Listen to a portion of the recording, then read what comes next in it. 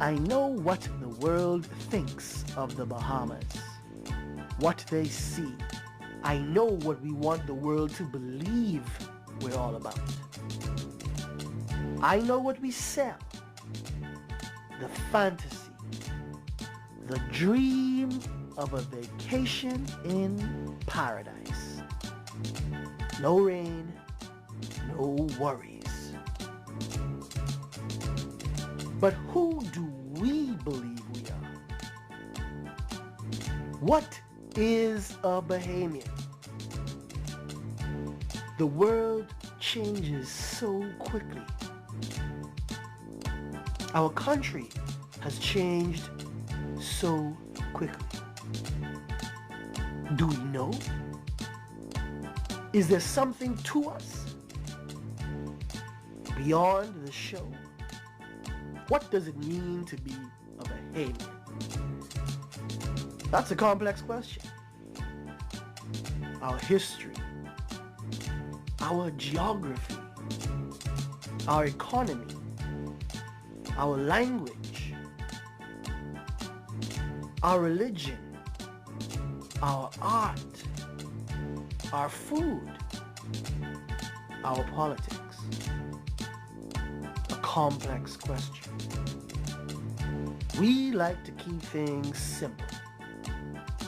But what if I said that we might be able to answer that big, complex question by looking at something very small, something deceptively simple, something we take for granted, maybe tell ourselves doesn't even exist anymore. What if I said that we could come to understand something about ourselves by looking at the games our children play? Games they make up every day. Games like Ringplay.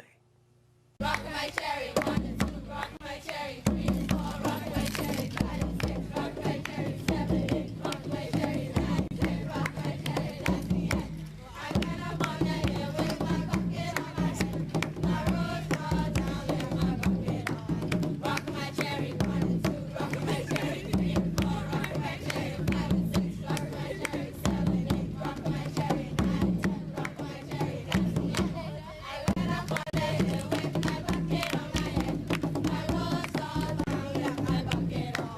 Rock my cherry, 1 and 2, rock my cherry, 3 and 4, rock my cherry, 5 and 6, rock my cherry, 7 and 8, rock my cherry, 9 and 10, rock my cherry, that's the end. Ringplay is a ritual. It's a trance, it's a dance, it's a game. The nasty one. Sausage in here. That one. The one I remember the most was Wheeler Wheeler Wheeler Partner. This is the way your bella be. Josie, lick to the window stick, Josie, lick. Anything that required shaking up and winding up, it was fun. It was just fun.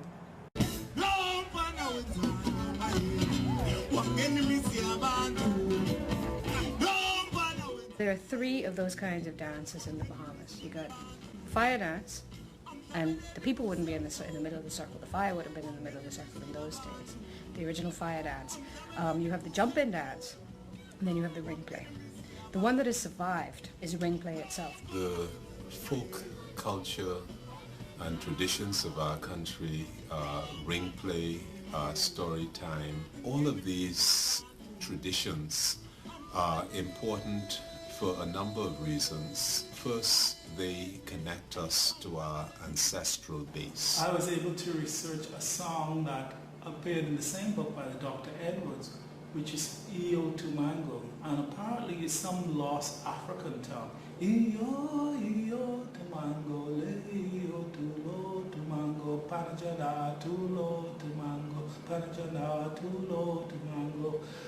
And when I traveled to Cat Island, I was able to talk to the late Mr. and Mrs. McDonald, who were able to sing to me more folk songs that was in some lost African tongue or some corrupted tongue by the time I guess it was passed down to them.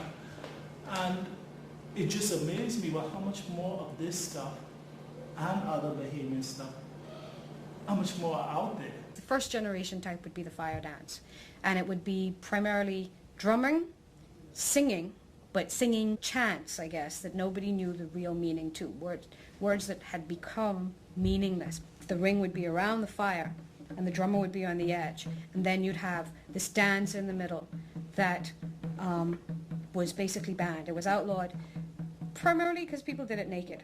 I think that was the main reason why it was outlawed. They revived the fire dance for the tourists in the 20s, but thereafter it disappeared, except in places like Fox Hill, where legend has it was continuing up until the 70s and 80s. That was replaced by the jumping dance, because I guess people figured, well, if you can't have the fire, you could still have the dance. They'd gather together. Maybe the children would be playing Ringplay, but as night went on, adults would come out and change the Ringplay into a jumping dance. The jumping dance is very much like the fire dance because it's accompanied by a drum, and you have the jumping dance rhythm. Ding, ding, ding, ding, ding. Bum, bum, bum, bum, bum, bum, bum, bum. And the variations on that. Ringplay is this kind of amalgamation of what European teachers were teaching the children, all their kinds of European dances, and what the children would see with their parents doing. Children still talk about sawchus and here and walking stick and there.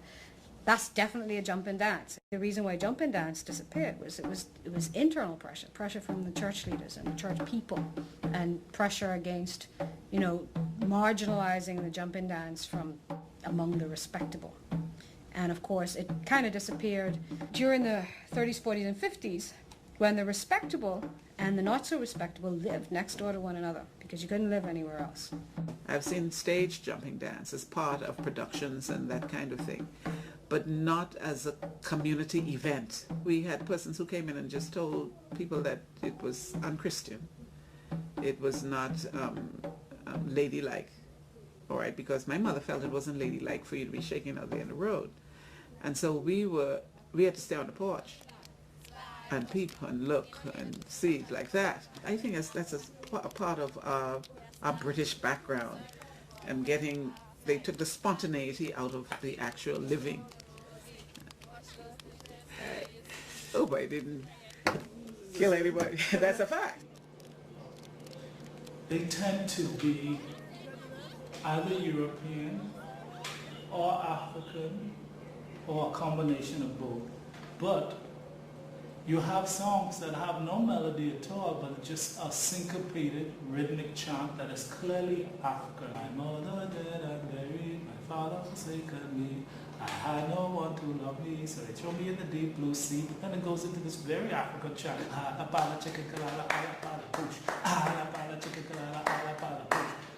Those rhythms, definitely not European. It's too syncopated, it's too offbeat.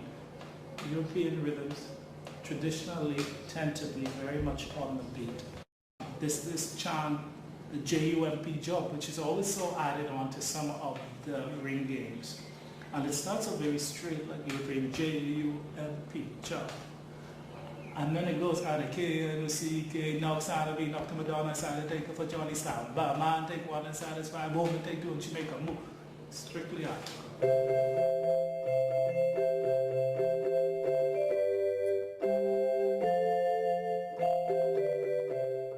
We are a country which ought to be very proud of our tolerance and our multicultural, multiracial composition, but it is a country which is predominantly African.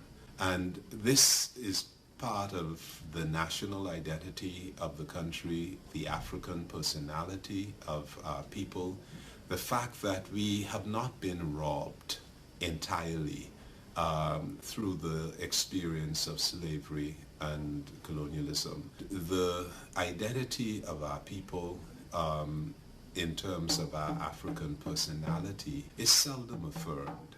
But ironically, in Ringplay, we are affirming ourselves and our African personality without even sometimes consciously recognizing it.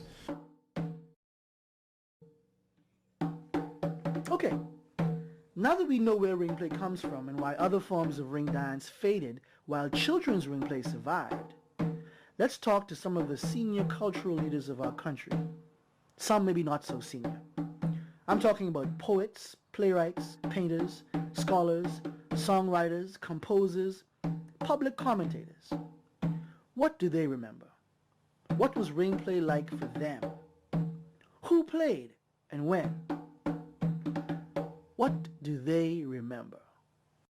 Going down Bayman Road, going down Bayman Road, I can't lick nobody. I grew up in a little street called Hospital Lane, which is just off Meeting Street. East Shelley Street. Market Street. Through Scott Street. Through Gibbs Corner. And we were just on the brow of the hill. And childhood days in that area was quite nice because there was a sense of community.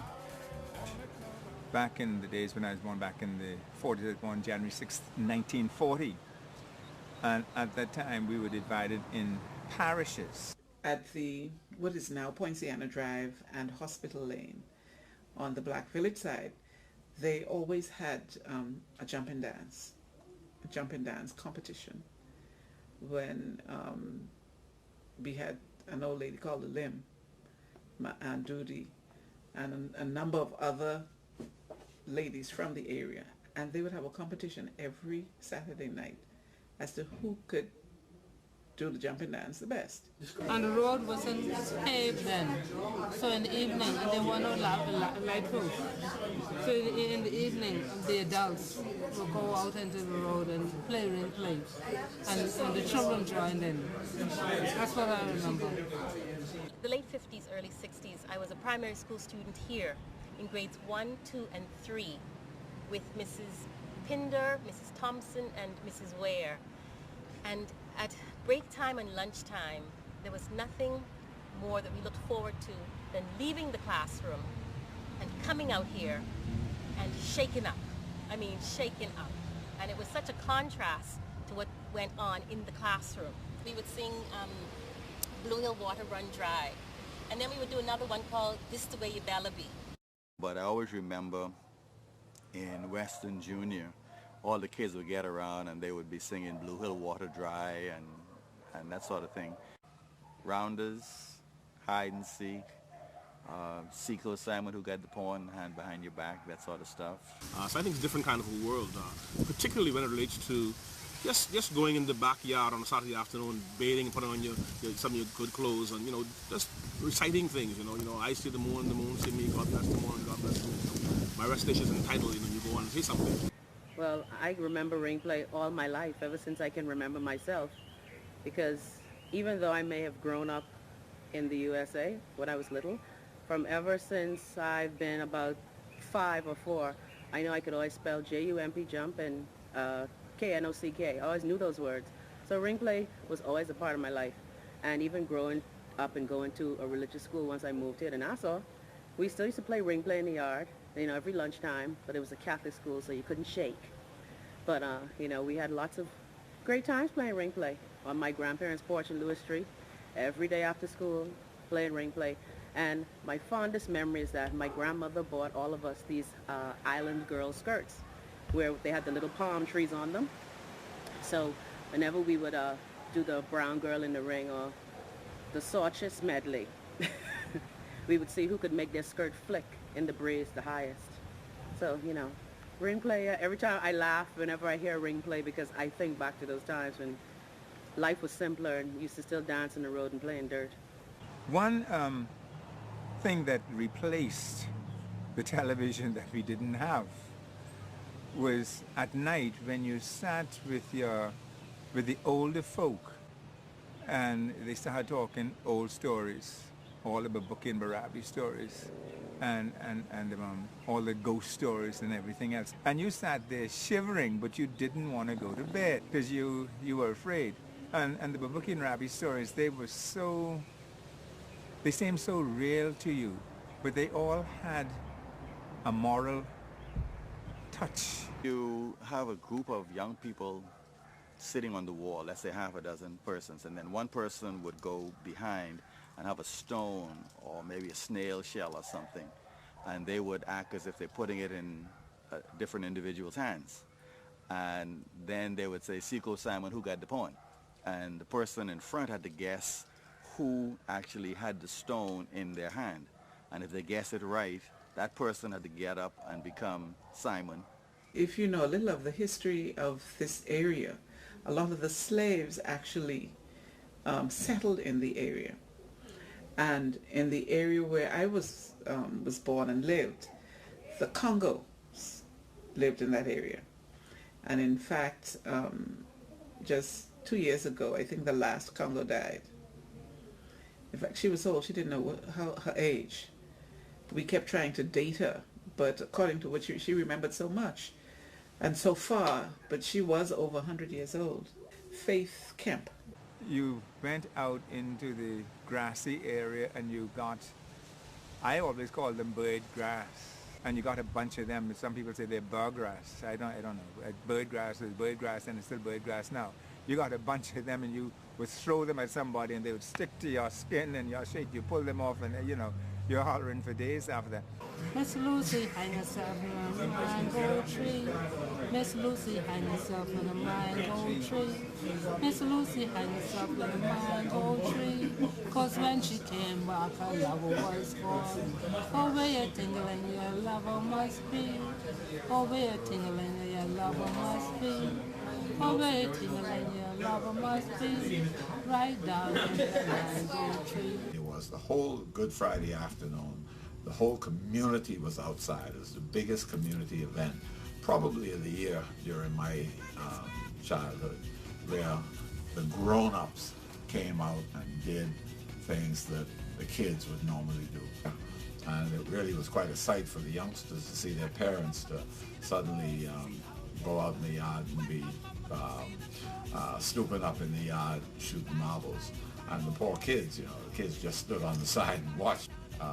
Watching the grown-ups, some of them, 200 pounds and 55 years old, play rounders was quite something. Through Scott Street, which is in Baintown, just off West Street, in the area of what's Woodcock School. It was Woodcock School then, but Woodcock School at that time was a little building that probably only held about 50 kids. But the school population was probably 150. Haven't seen it since the early 60s. I'd say 64, 63, 64.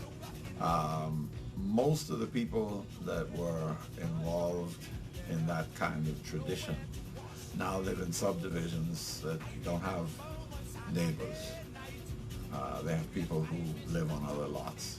And so that sense of flowing out into the street and enjoying the neighborhood, I don't think, certainly doesn't exist among those people anymore. And the people that replace them in that particular community, I don't think had that same kind of tradition. It's the way I better be, it's the way I better be all night long. So step back, step back, step back, all night long. So walking through the alley, walking through the alley, walking through the alley all night long. You see that man on the toilet book? I bet you $5 he is big and book. To the front, to the back, to the side. Slide, push, clap. Nina, Mina, Josephina, Huma, Marina, Akaraka, baby, I love you. Yes, I do. How does Ringplay serve to define us as girls and boys, as males and females?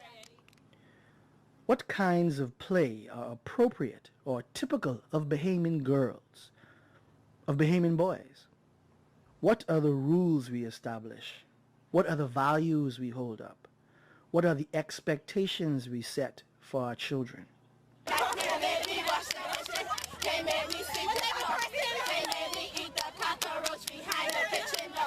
My mother was surprised to see my belly. My father was disgusted to see my belly busted. There's always been a double standard in girls versus boys.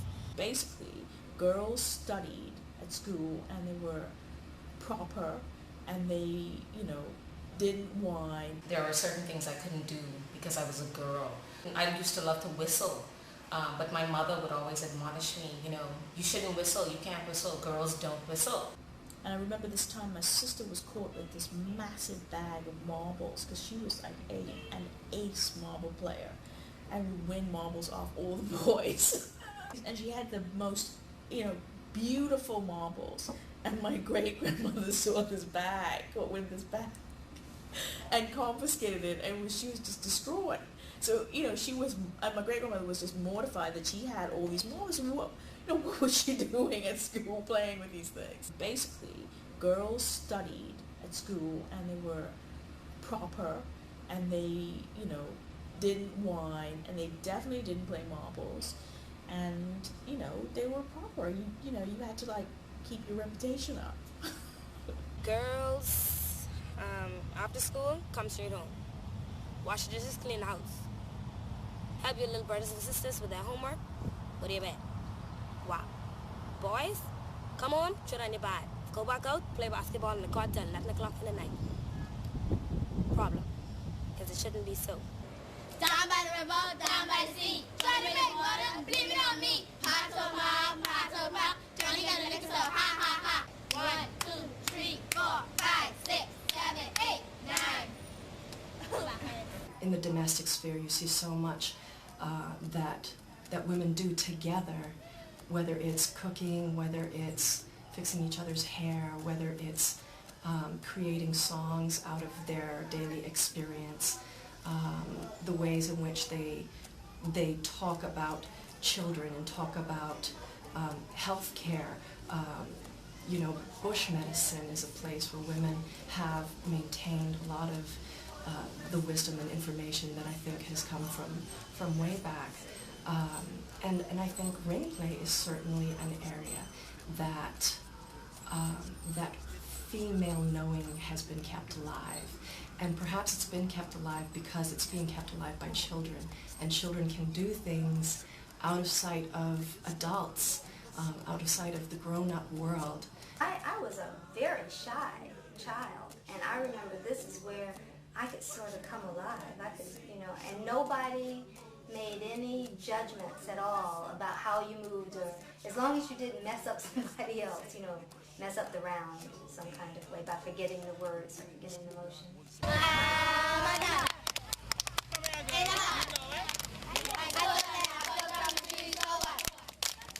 I'm crazy.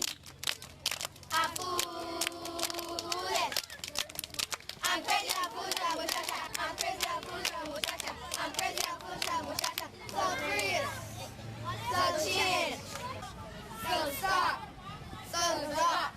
So lick your lollipop. The circle is probably one of the oldest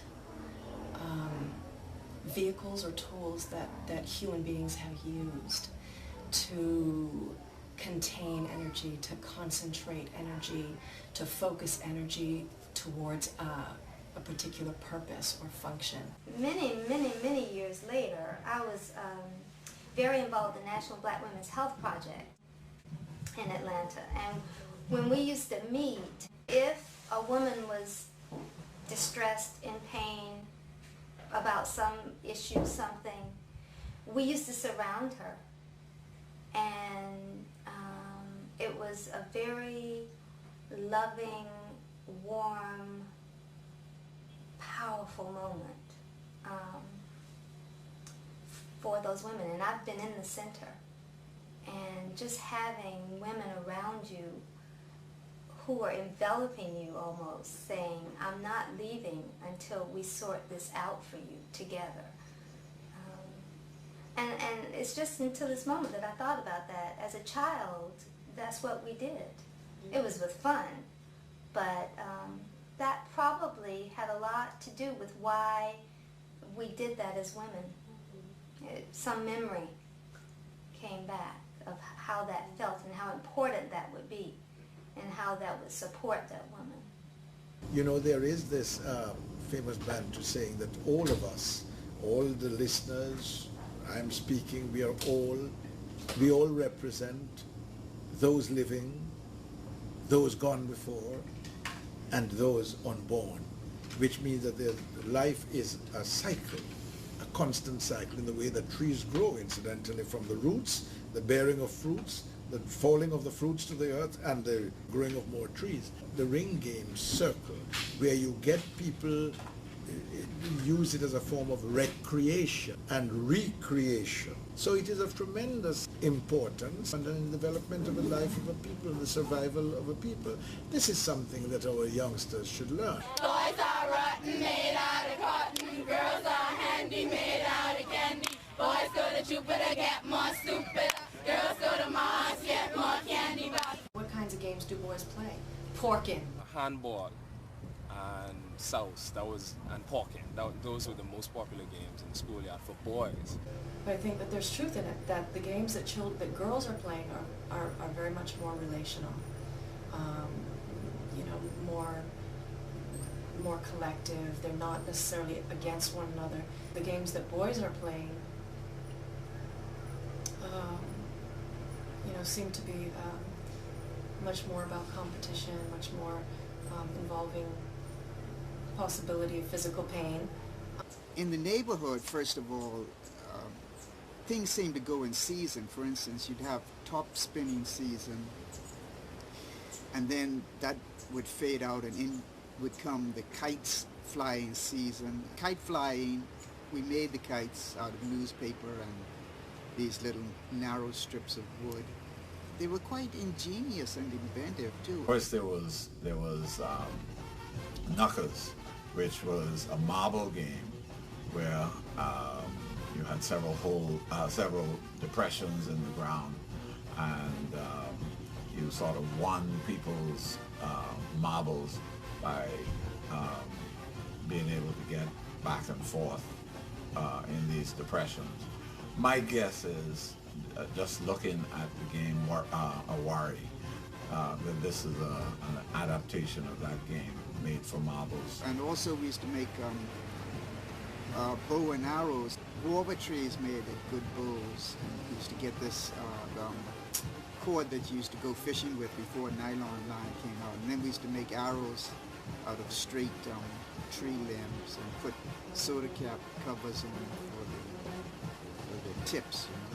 I do not remember boys participating in the Ringplay games in the schoolyard, but I do remember them watching very, very carefully. And we were all the brown girls in the ring, and so we all had a boyfriend somewhere on the playground watching us. In QC, there was one guy who also performed with the girls. Maybe, in a way, his performance of it was a little bit threatening to the other boys and their idea of what it meant to be a boy and their idea of masculinity at such a young age.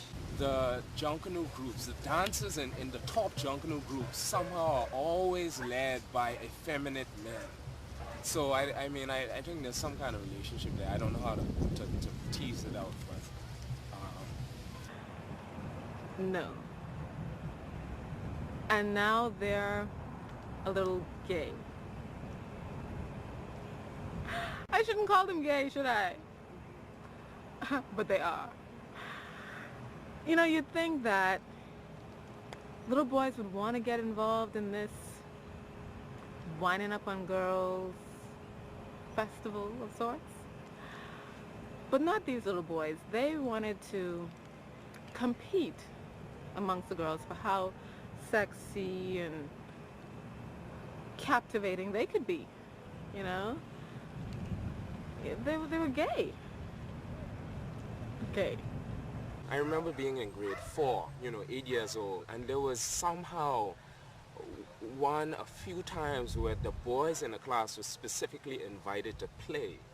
I didn't know it then, but there's something very much about, learning about the interaction, a kind of dance between the sexes. Subtle sexual rites of passage even. One leg going up for 2 leg, Two leg going up for 3 leg, 3 leg going up for 4 leg, 4 leg going up for 5 leg, 5 leg going up for 6 leg,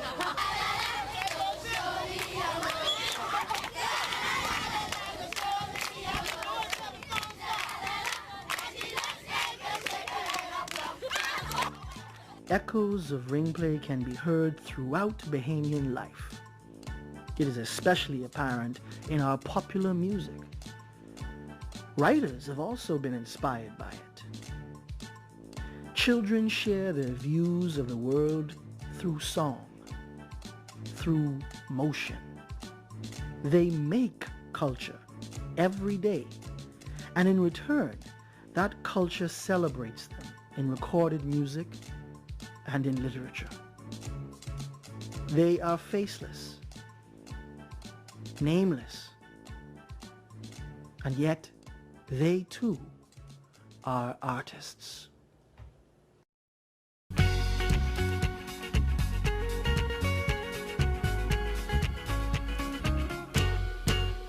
And so it was in 1976 that I did my first album, which was called The Real Thing. And Naughty Johnny was just one of 10 songs on this album.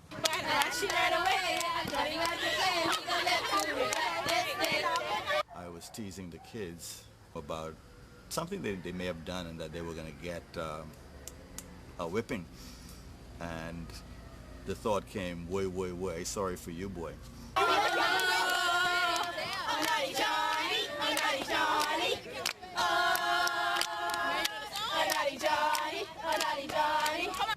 Then the word came to me that the kids in school were doing a ring play to Naughty Johnny, and I had the privilege of actually seeing some of them do it, and I was amazed that I guess the way the song was structured, the breaks we had in the song, and the way the chorus flowed into the refrain and into the verses, it gave nice breaks, and the kids just loved it, and they started this particular ring play based on Naughty Johnny. She looked in the bushes, she looked in the old town, on the side of the road. She asked all her neighbors, but all they could say was Johnny ran that way. Oh, Naughty Johnny, oh, Naughty Johnny. Oh, Naughty Johnny, oh, Naughty Johnny. I'm trying to write what I would call a Bahamian novel.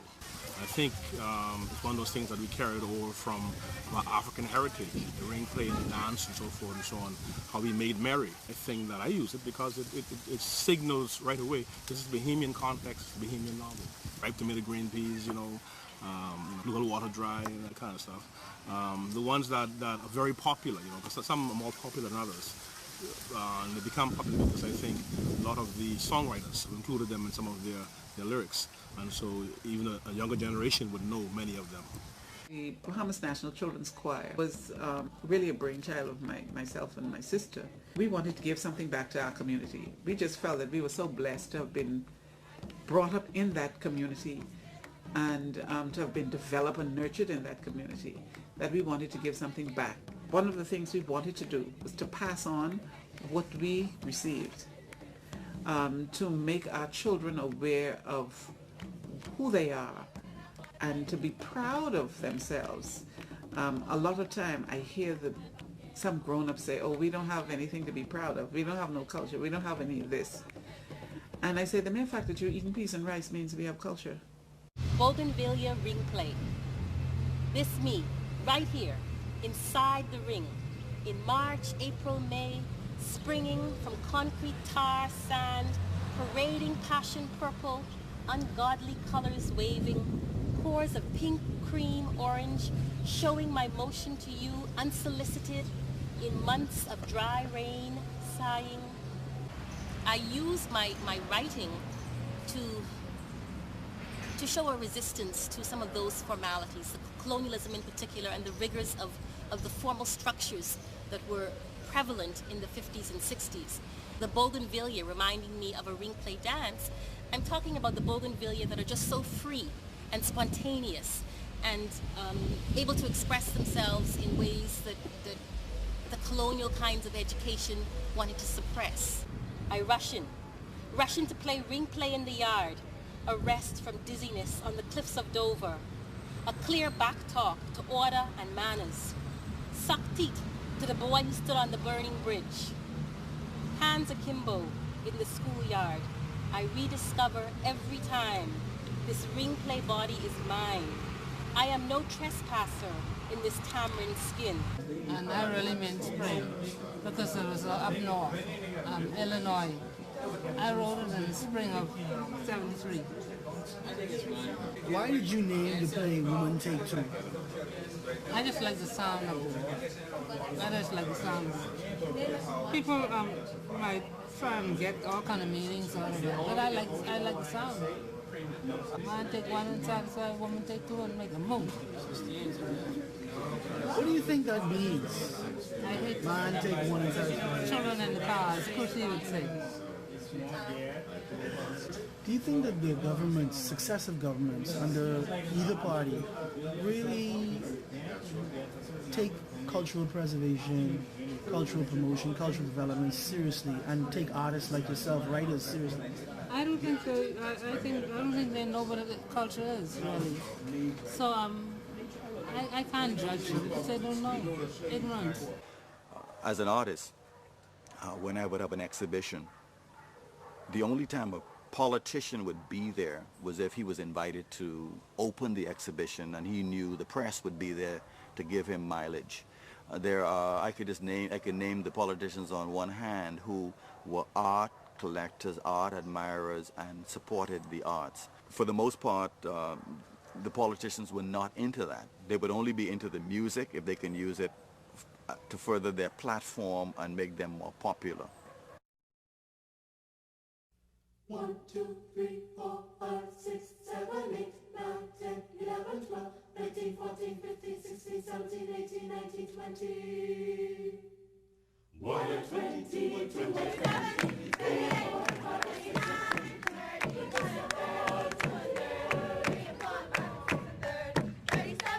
28, 39, 40. Heritage is largely being overshadowed by cultural infringement, modern trends, a lack of appreciation of what we have, and almost embarrassment of what we have. That has also been my experience when I've traveled to some of the family islands and tried to extract some of this from the older folks that are virtually ashamed to talk about it. Which is very sad because it seems as though we still have this idea that what is external is far better than what we have. And as a consequence, I find not only our musical heritage is suffering, but the whole cultural heritage of the country is suffering. From Junkanoo straight through to just our church songs and our the games that our children play and our folk tales, and even our writing. I feel that we don't write enough about ourselves, and we definitely don't document, which is really pathetic. As Bahamians, we are so busy running from ourselves, running from that which is ours. We are so busy trying to please the other man. And when I say the other man, I mean the expatriate. And when I say the expatriate, I don't mean only the Englishman and the Canadian. I mean all of them who come to the Bahamas, that we think that we have to change everything to please them. If you look down in the Caribbean area, you look down in other countries, those people speak the language and the dialect and the twang. They're not changing anything to please anybody. We are too indoctrinated. I was listening to a certain radio station this morning, and they played about 4 numbers, and all of those words were geared to the tourists. Come back to the Bahamas. We get beautiful beaches. We get beautiful this. Go visit the straw market. Come on, man. Let us write things that concerns us. We can use our lyrics to record our ups, our downs, our highs, and our lows. But I said it earlier. Everything we do in this country, we do for the tourists. We even stage Junkanoo for the tourists. Huh?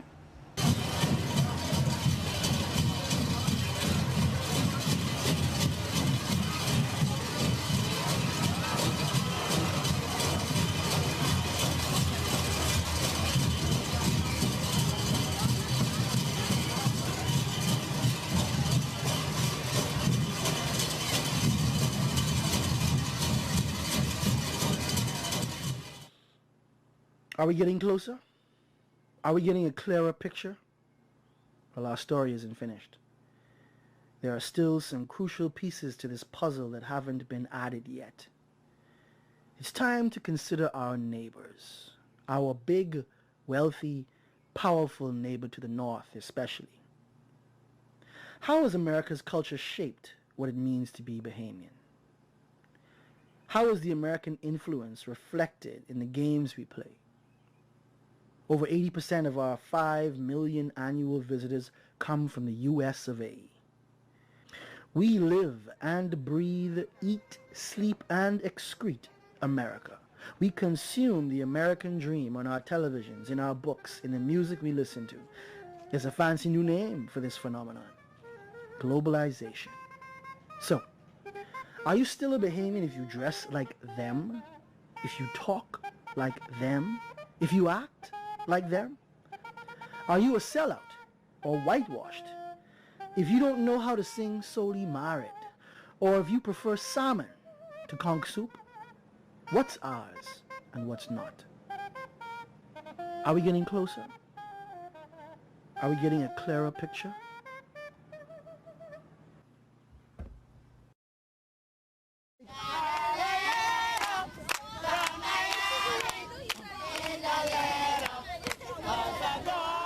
What we are doing is feeding our kids, feeding our population a foreign diet. We didn't exercise self-censorship. We allowed ourselves to be, as it were, conquered culturally. They have almost completely swamped the Bahamian, what is Bahamian? And a lot of Bahamians don't even know now what Bahamian is, because you go even with the foods, all the fast food chains. It's replaced a lot of the Bahamian dishes. But along with the American fast food and their way of eating, we've got the American diseases and so on that were not as prevalent in the Bahamas in the past. Take my tea and tea, order me a french fry, ice cream, milkshake, and don't forget my apple pie. Take my tea and tea, order me a french fry, ice cream, milkshake, and don't forget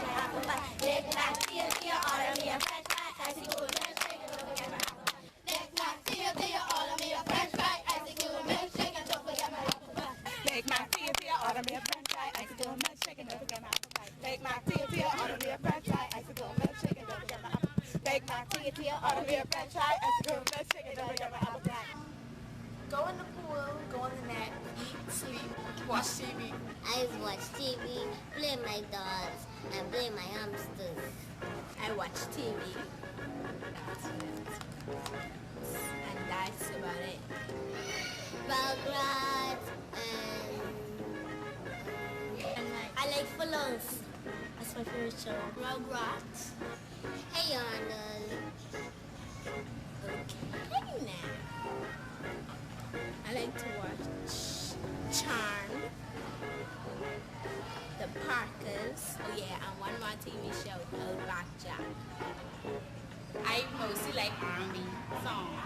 Ashley Simpson, Pieces of Me. Yeah, I like this one. Oh, I like to listen to Usher. Let it burn. Let it burn. Let it burn. I like Ashanti. See my days at home. Big fight in Bain Town. Somebody tripped. Beyonce knows. Everybody know Mary don't take no JB. She rolled until she find a tree.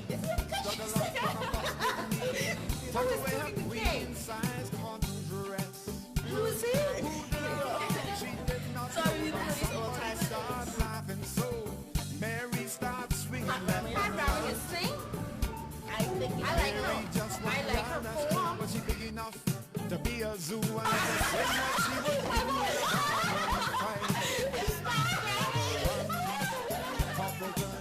The same thing that teenagers were doing in the 50s and 60s, teenagers are doing now, yet for some reason people are all afraid. They listen to American music. What they wore was what was being worn in America. They watched American TV shows, they watched American movies, and I think it's because we're a little bit more open. The boundaries are more fluid, so people are more afraid that maybe young Bahamians today are taking too much from the American culture. I still don't see it as being a problem because it's not the only way young Bahamians tend to express themselves. I don't even think it's the preferred way for most young Bahamians.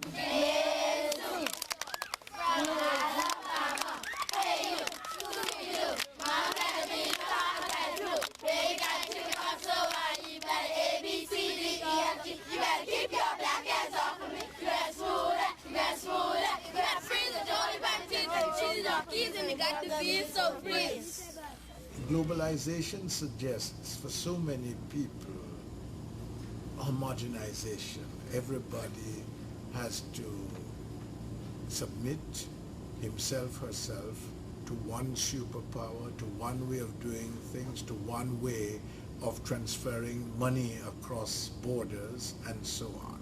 However, you will find that people, in order to cope with this thing which is imposing on them a one-way street, they in fact retreat into the particularities of their own experience, the specificity of their own cultural landscape, and come up with things which are their own. And this is really what culture is all about, that to give you that sense of self, that sense of knowing rooted in your own experience and existential reality. Mama, can't you see? Look what daddy's done to me. Took away my MTV. Now I'm watching Barney. Tic-tac-toe, 3 in a row. Mama got shot by G.I. Joe. One gun left and the doctor said,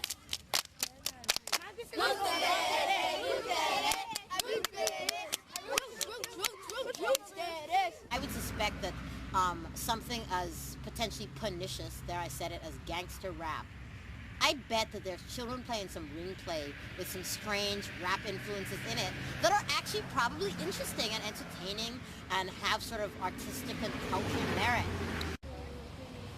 Peanut butter Reese's. You mess with me, I mess you up. Bye-bye, choo-choo train. Let's see that to what think she can. Why not? She can. Why not? Because her head is hurt now. Back too tight. Her booty shaking from the left to the left, to the right, to the left, right. You too skinny, you too fat.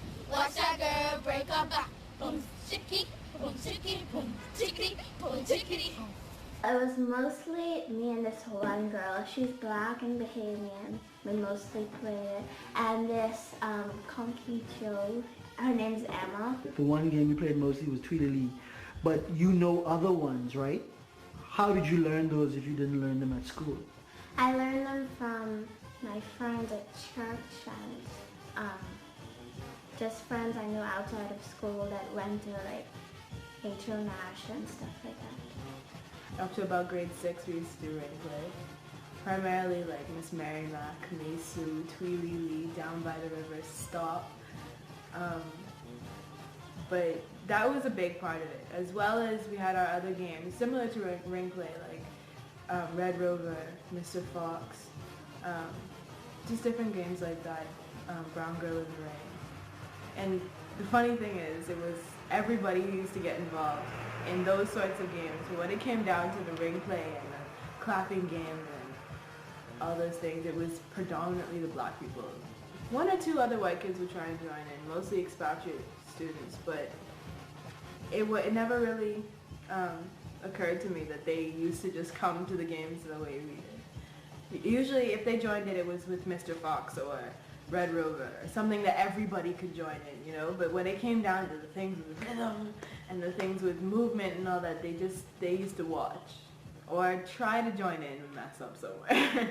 They always ask me if I'm American because I talk weird, and they ask me, why do you talk like that? And I was like, I can't help it, because most of the kids around me were white and foreign, so I guess I picked up a little white talker. It makes me feel like out of place, like everybody thinks I'm some white snotty-nosed girl, but I'm not, and I'm Bahamian. And when I try to talk Bahamian, they look at me all funny and say, ooh, this one white girl trying to act Bahamian. Yeah. I went to school at Queen's College in the 1960s, which was the period of the change to black majority rule in 1967, and I was 7 years old at the time. Looking back, I realized, I said that children, especially at that age, were really largely colorblind because they really didn't have a sense of, nobody called you by your color unless extremely angry. And the case in point is obviously the most popular song, Brown Girl in the Ring. When I would get into the center of the ring, it never occurred to me I wasn't a brown girl, and nobody said to me, by the way, Catherine, you're not brown, you don't belong, you can't play. So this was, I mean, it was never a question of that. It was just, you know, what girl could get in the center of the ring, you know, and you had to shake what your mama gave you, and it was about having fun. I was on the phone with one of my friends, my Bahamian friend. She's black, and she comes from a family who's always around black people, and she didn't always attend St. Andrews. She went to other schools. Thelma Gibson, I believe it was the school she went to, so she had exposure to black children from outside of St. Andrews. And I was on the phone with her, and she had one of her friends on the phone, and the three of us were talking, and this was the first time I was ever talking to them, and they asked me if I was white. I mean, it was kind of cold at first, but when you really think about it, I do talk kind of like them. And QC at that time was a fully integrated school, whereas St. Andrews was predominantly a white school. When I got to Form 1, and that was the high school, you moved to a different, completely different section of the school. In high school, it was a completely different atmosphere. But now, how it was segregated was not on racial lines, but economic lines. What you would see is the beautiful people. They would be the blonde white girls. The rich kids would go off in one area. The ethnic kids, which would have been me, the ethnic kids would go off into another group. And so it wasn't really a cut and dried thing that you could say, well, all the black kids went off into a group and the white kids. I mean, it mixed, but it was more along an economic line. I mean, it was those who had money and their parents, you see, because their parents mixed with each other. So that kept the kids in that group. And also, I think it's different in high school because once the whole, you know, when puberty hits, the whole boy-girl thing sets up. I mean, this may be different now, but I guess then kids started to absorb what their parents were telling them and started to see, well, who is going to be my boyfriend or my girlfriend? I have to pick from my set.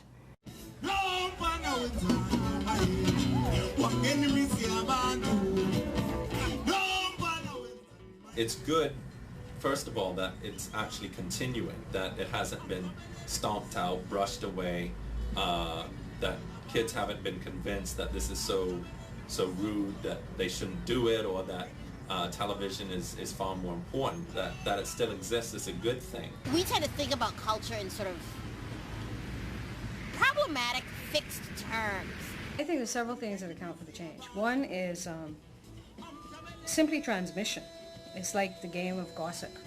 You start to tell something at one end, and by the time it gets to the other end, it's considerably changed. Also, because when you're a child, you hear words, but you don't know what they mean. So when you replicate them, they come out differently.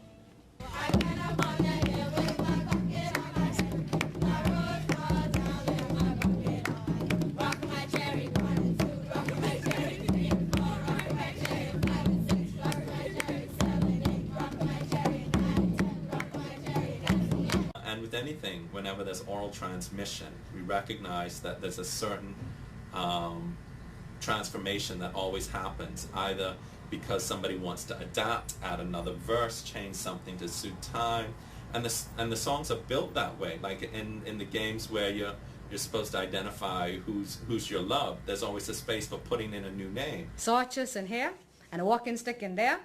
Take another sawchus and stick it right in there. Sawchus in there, so rock us in there. Shave that belly sawchus and stick it right in there. You know where? Right in there. But them around the corner say stick it right in there. Blow the water dry, nowhere to wash my clothes. I remember Saturday night, fried fish and Johnny cake. Man take one and satisfy, woman take two and make a move. Man take one and satisfy, woman take two and make a move. Blue and water dry, nowhere to wash my clothes. I remember the Saturday night. We had fried fish and Johnny cake. One take two, one take two, take three, one take three and four, one take four and five, one take five and six, one take six and seven, one take seven and eight, one take eight and nine, one take nine and 10, one take 10 and 11, 12, 13, 14. But the one I remember the most was Wheeler Wheeler Wheeler Partner, which started with old lady, which later on I understood people in former generations used to say, oh, love me. But we always said, oh lady, oh lady, oh lady, oh lady. Oh lady, oh lady, kiss the lady bum. And then Wheeler Wheeler Wheeler Partner. And oh love me does not make as much sense to a kid of 5 or 6 as old lady. And, you know, kiss the lady bum. You know, that's just the kind of joke that 6-year-olds love. All those boys on Peter Street, listen to the song goes, listen to me sweet, gonna rock, rock. 9 o'clock, we gonna rock till 9 o'clock. Tonight they made me wash the dishes, they made me sweep the floor, they tricked me. So sweet.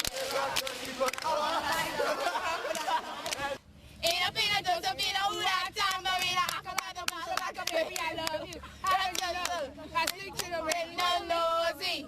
Wash the dishes nasty. So it's always supposed to be a kind of creative process. I don't think it's good to try and treat it as a sort of museum activity in the sense that you put it up there on the wall and it looks the same every single time.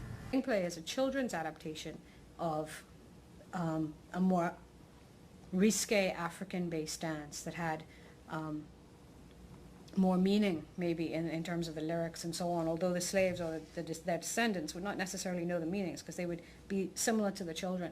They'd have the words or what they thought were the words and they'd use them, but they wouldn't know what they meant. Like what I would say, Ashi Balashi, Boni Shemaima, Kongen got no bone, right? Chances are that first nonsense word started out as something that made sense in some African language. But we don't know what it is because it's been transmitted from person to person and we've lost the sense of it. So we're only approximating the sound of it and the rhythm. It's slide, push clap, slide, push clap. In a minute, it's slide, push clap. I met a guy, a best guy, he's so sweet. A best guy like my cherry tree. A best guy, I can drink coffee, I can drink tea. I can meet the boy, drink baby. I can go to sleep with the baby, say that girl. I can slide, push clap, slide, push clap. In a minute, Josephina, who wants to marina, act like a baby, I love you, yes I do. Slide with your boyfriend last night, how did you know? I picture the keyhole nosy, go wash them dishes lazy. Give me some candy greedy, jump to the window crazy. What do you eat? Big feet. What do you drink? Red ink. Definitely there's something very powerful in a sense of continuation, in preserving, you know, the old steps. But I think there's also something potentially more powerful in being able to interact with the lyrics and the movements and change them. It speaks to us about us being the changers, the shapers of our own lives, that we have the potential to get into our own story, into our history, and then move it, change it. What was also interesting, some of my students grew up in Andros, some of them grew up in private Catholic school here, government school, and they all were brought in, I think on one of the exercises, 4 of them brought in the exact same ring play. Even though they had grown up even on different islands in different kinds of schools, it's the same sorts of things that are just continuing to be passed on with slight changes. I went to the Chinese bakery to buy a loaf of bread. I went to the Chinese bakery, and this is what they said. My name is King Kong Curry. I can do karate, punch him in the belly. Oops, I'm sorry. Chinese, Japanese, twist, toss, applesauce. Do me a favor, get lost. Now we get to the really juicy part of our story, sex.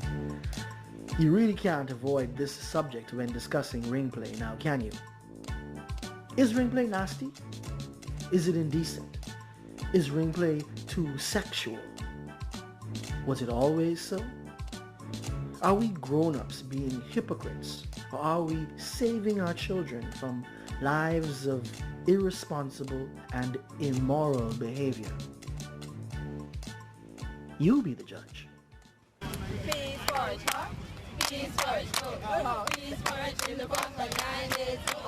Sound like it, sound like it, sound like it in the box like 90s. You had girls like Mona and Twyla who were voluptuous. They were wearing C-cup from like grade 4. They were heifers. Anyway, these are the girls you wanted to be like. They always dominated the ring play. I always end up in the ring because I always had to be the biggest bottom. So, that was a plus. The biggest your booty was. All the fellas used to come to see you there, and you used to wear a wide skirt. So when you shake, the skirt used to move around your legs so you could, look really sexy. If you were the last person to go into the ring after one of them, God help you, because you couldn't compete with them. Your little body just couldn't do what their body could do. There were some girls who were really cool, and I longed to be one of them, but I was so not. They were really bold. When they asked people in the class to do things, people did those things. They were really kind of cheeky. Those girls had ring play. Those girls definitely played, and they were not just black girls. They were just like the leaders in the school. Looking back at it, they were quite precocious because, they didn't hold back when they found their partner and they did their diddy-wop, diddy-wop.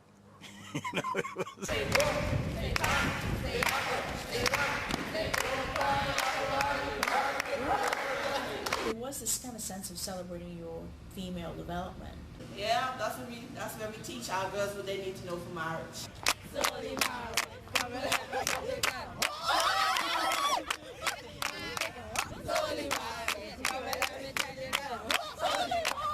The competitiveness back then was really about who could be the most sexual and the most alluring, and at the time we didn't know that's what it was about, but now that I look back, that was really what it was all about. Jump in the car, turn the keys, press the gas, and no funky, she rollin' like that. She bouncing like that.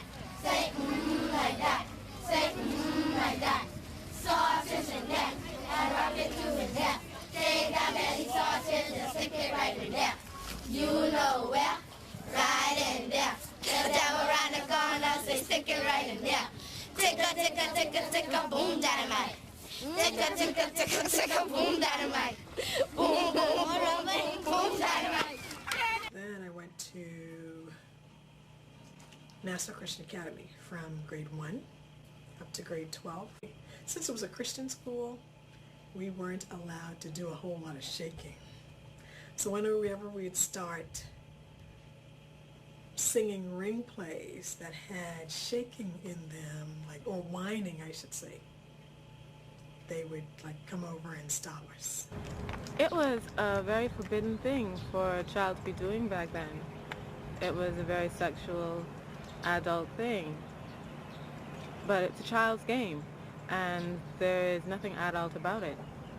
Yet at the same time, there is something very, very adult about it. And it was also kind of taboo in a way. It's forbidden. In fact, especially at a place like Xavier, is a very sort of bourgeois Catholic school, in fact. We had an area behind the classrooms, far enough away from the teacher that was supposed to be on duty, so that they would not know what we were doing. About 6 or 7 girls. We kept it small, and we kept it quiet. You got the J-U-M-P, jump, and a K-N-O-C-K, knock. Now, you got to do that at school, but you couldn't take that around Hospital Lane. The parents in that day, they had a very good relationship with Tamron Switch. Excellent relationship. At QC, I don't remember anybody stopping us from doing Ringplay. I don't remember there being any prohibition on it. Possibly because most of our teachers were expatriate, and they didn't have an investment in the respectability of the children. We were all savages anyway. I attended Carmichael Primary and I graduated in 91. A certain teacher came in and squashed the whole Ringplay.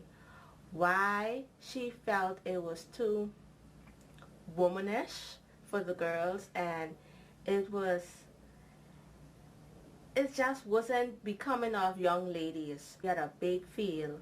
We used to go way in the back where no teachers could see us, and we used to do a little Ringplay. Ringplay is indisputably sexually suggestive. I mean, the way them guys is be whining. I mean, what you do with your pelvis in that game is nothing but sexual. If that ain't sexual, I don't know what is. What do we do with that? How do we see it? I think that's a key point right there. That's unfortunate that we live in such a puritanical society, and we want to abolish everything that has any kind of sexual overtone. How else is the species going to continue if we don't continue to have some sexual expression? Some of the students will say, okay, they doing Ringplay, so everybody will run in the back of the field, and it'll turn out to be a big old ring, and that's when they used to get noticed. Teacher called all of us, everybody who was playing Ringplay, and all used to get lined up, and we used to get beaten with a 2x4, actual 2x4. It was long enough for her to hold it and whip, and when I go down, or you whoop, it was actually with this thick. That wide actually, and with this thick. That's a 2x4, right? Playful dancing together, playful arguing, competitive games that people would make up, all could have a very erotic feel to it. And erotic meaning, again, joyful, meaning full of life, meaning full of light and life affirming. Although I would take issue with many of the terms about vulgarity and sexual licentiousness and all of these things, because a lot of them are Eurocentric interpretations of movements which are perfectly legitimate in their own context. I don't think that the movements, which are probably a whole lot more ancient and probably therefore very scary, have anything to do with the way in which you live your life.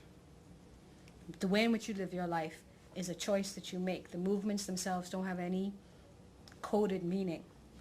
We interpret them in a particular way, and we interpret them in that way because of a whole political, social, and now religious intersection of things that create our society.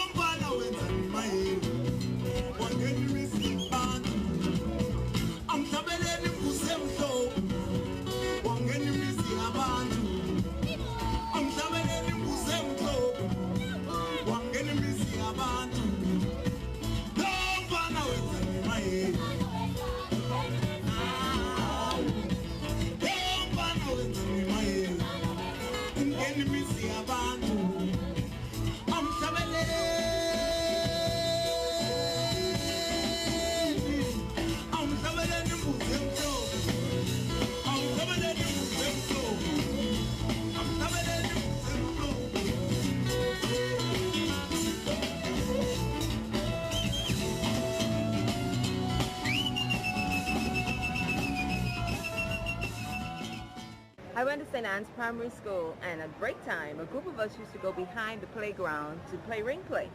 So it started out with just 5 of us. We'd go behind the schoolyard and do our little ring play thing. And the music would start up, Josie, lick through the window stick, Josie, lick. And the play group grew. I don't know how it grew so much, but it grew to about 30, maybe 30 students.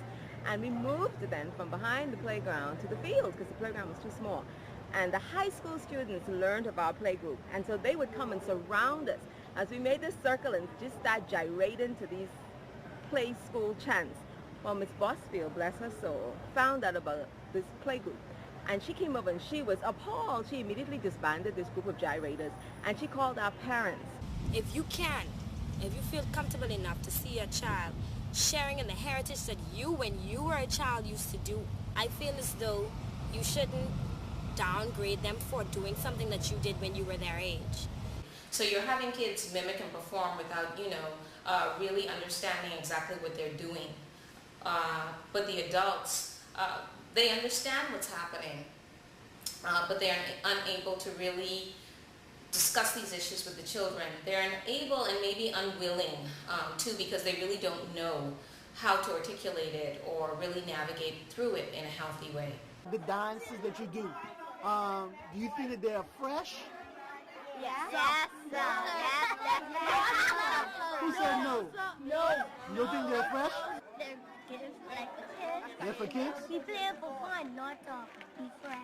Okay, so if your mommy saw you dancing these dances, do you think she'd be upset or she wouldn't mind?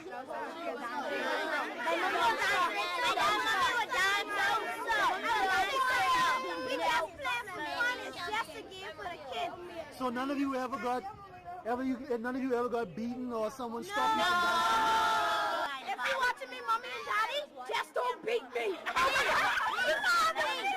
Talk to your children so that they would, be more comfortable to talk to you about things on the whole. Then it shouldn't be a problem if you know your child. My father was an elder in the church at the time, and when he learned that his little girl was on the field shaking up herself, he came to school that afternoon to pick us up. And when my daddy opened that door, he came out, and as he walked towards me, he was losing his belt. My daddy dropped one cut up on me in that schoolyard, and that was the end of my ring play days. And that's my ring play story. We look at videos on BET and dance hall reggae videos, and what we see really is a performance of sexuality, and it's very blatant. Children like to. It's such a delightful thing to participate in something grown up by saying naughty words or making naughty motions. It's amazing when you show that you trust and love children, how well able they are to judge their own behavior and help and be a part of formulating standards of decency. If you go out there and punish and make a child feel small or that he or she has done something terrible, you are not likely to extirpate the behavior. What is likely is that they're going to do it behind your back. But if you make it a subject for discussion and do it lovingly, as a mother would or someone who really cares about them, let's discuss when you play ring play and so on. I think it is so much better to inculcate standards of behavior.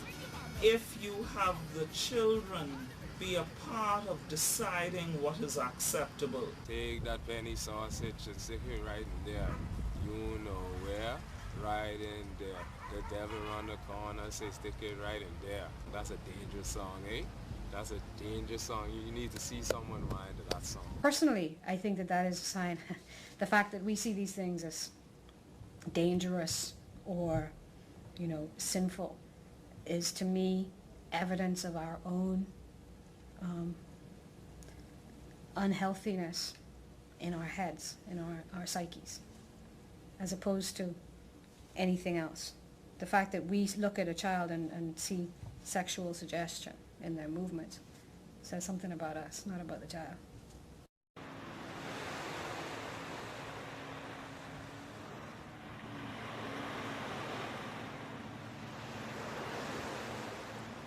I know what the world thinks of the Bahamas, what they see. I know what we want the world to believe we're all about. But who do we believe we are? What does it mean to be Bahamian? That's a complex question.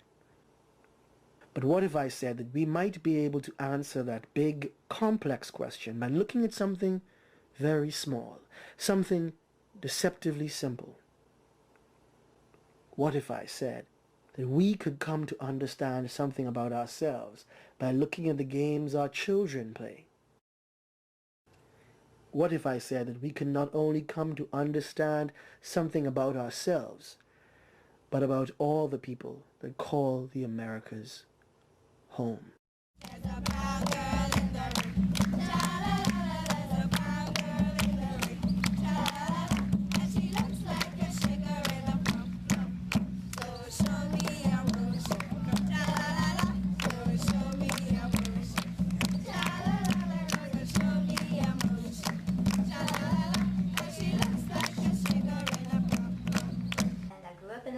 Georgia, in the U.S., in the South. There was one called Bluebird. Bluebird, bluebird on my window.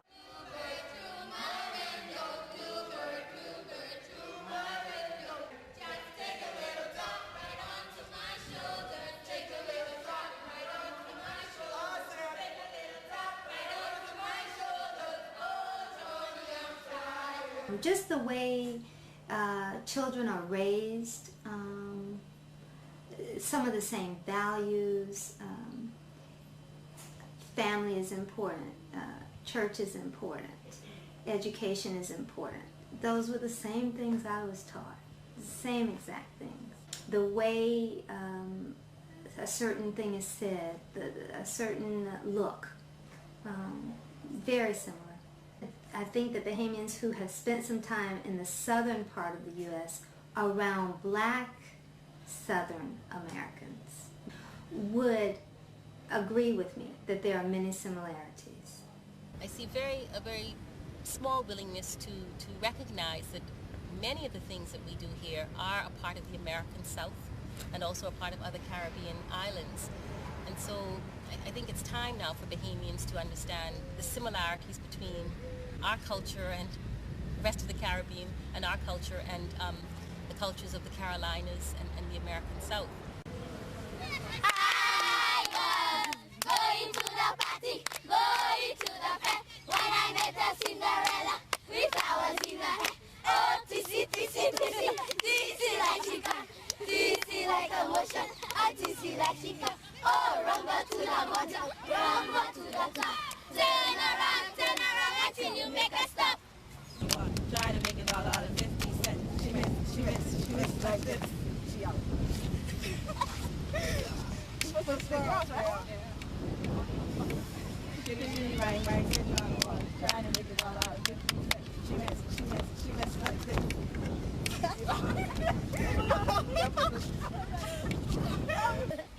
This Bamba, she tried to make a dollar on a 50 cents. She twists like this. This Bamba, she tried to make a dollar on a 50 cents. She twists like this.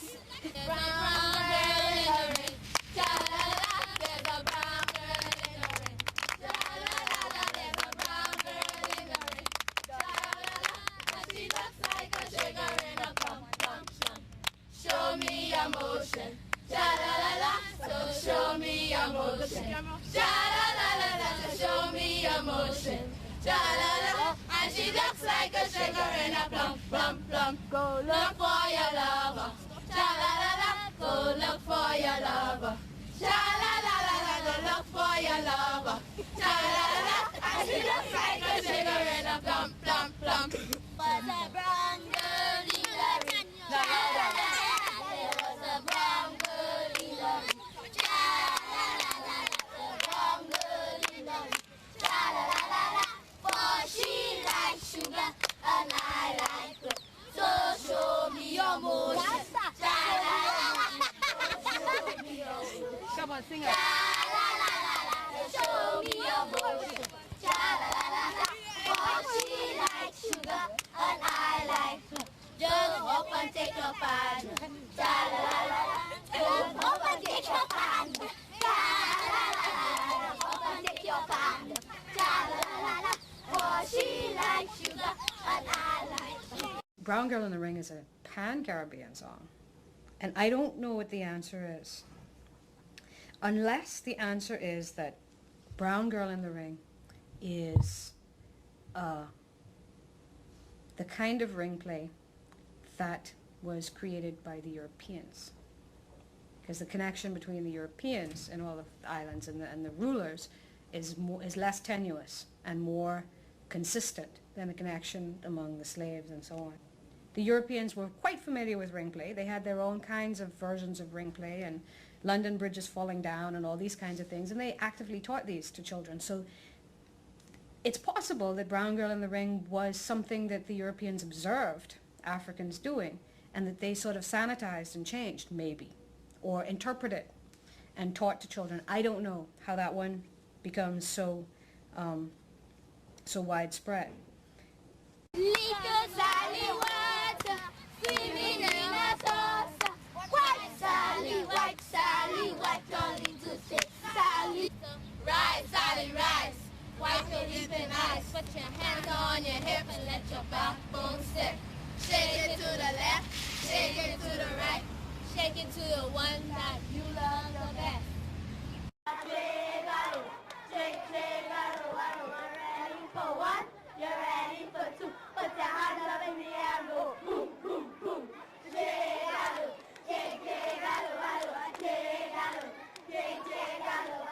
ready for one, you're ready for two. Put your hands up in the air and go boom, boom, boom. Shake,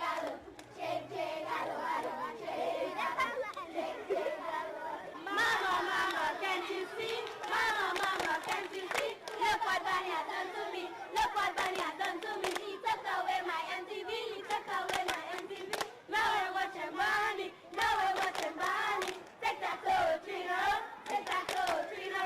Bunny got shot by G.I. Joe. Bunny got shot by G.I. Joe. Mama got a doctor and the doctor said. Mama got a doctor and the doctor said. Bunny should have stayed in bed. Bunny should have stayed in bed. Hey, hey, hooray, Bunny said. Hey, hey, hooray, Bunny said. Hey, hey, hooray, Bunny said. Hey, hey, hooray, Bunny said. It's the same thing. They call it ring games in many other Caribbean countries. It's the same Brown Girl in the Ring, the same thing. Bahamians all the time will say we're not West Indian, blah, blah, blah, and all that foolishness. But there's something about beyond our own understanding that is, you know, when you step back and look at us, and look at a Trinidadian, look at a Bajan, look at a Jamaican, look at Antiguan, look at St. Lucian, there's so many links. What can you do for California? Oh, we can do it too from California. We can do it too from California.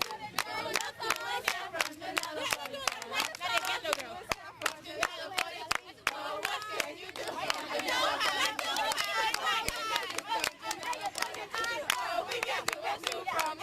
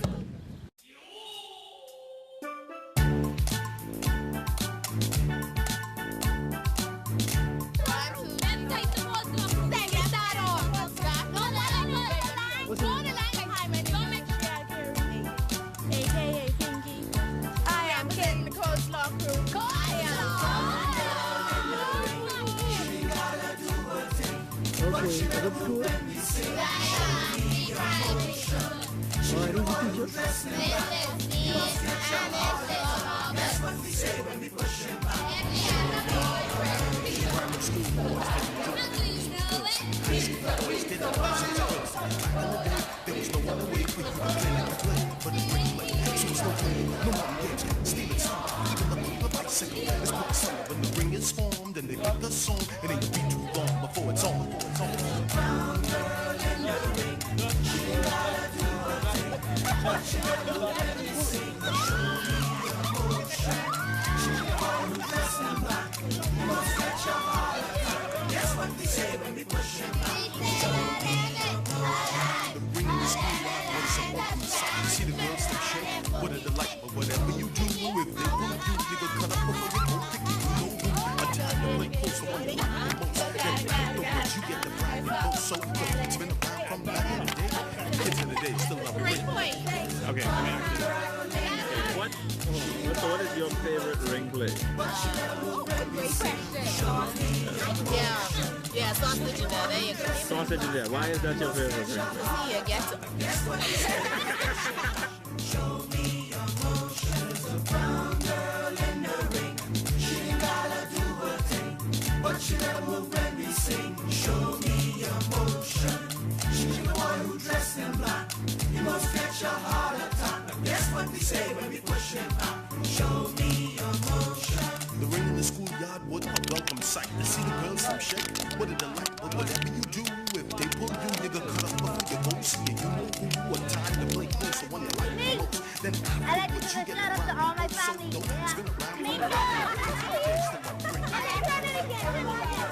Because all of these children here is the cool kids. Show me emotion. She's the one who dressed in black. You must catch a heart attack. Guess what we say when we push him back. Show me emotion. You say you know it. You say you do. I say so. Somebody say they know it. Who knows? They just say, ha! No. Ain't nothing with you that. Ha!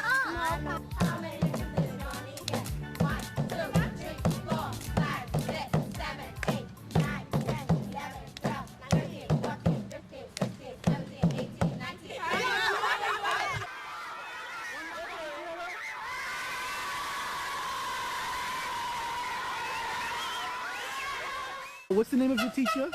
Mrs. Louie. Okay. And what's your favorite game to play?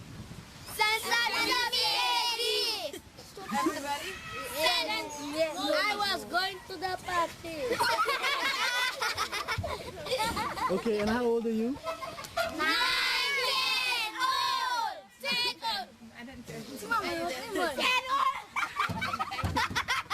old. Okay, so say hello to all the children in the Bahamas.